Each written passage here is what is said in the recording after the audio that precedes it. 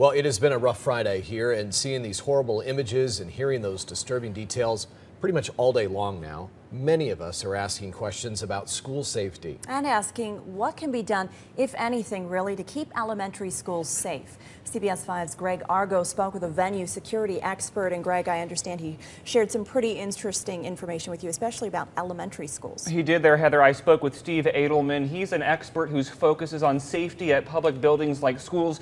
And he tells me when compared to middle or even high schools or universities, elementary schools tend to be the most secure. That's because once students are dropped off at elementary schools, they're normally there the entire day, whereas students at universities or high schools are often moving to and from campus. Even so, there are still some important measures elementary schools can take to keep their students as safe as possible. We took a look at one Valley school with Adelman. He points out the main entrance and how it's secured with a perimeter fence. All good steps to keep anyone out who shouldn't be on campus, but he also notes there are other ways to keep students safe.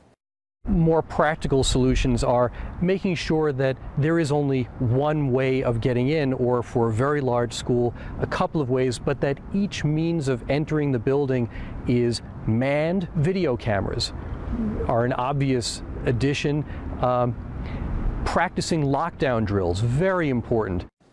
Now, Adelman also says there are physical barriers that could be installed. Heather, think about perimeter walls or fences around these schools. And Greg, what did Adelman say would be the most likely scenario here in Arizona? He said structural changes likely will not be enacted because of the cost of all this. There simply isn't the budget. Basically, what has to happen, guys, is that school teachers just have to keep a very vigilant eye about the surroundings there at these schools.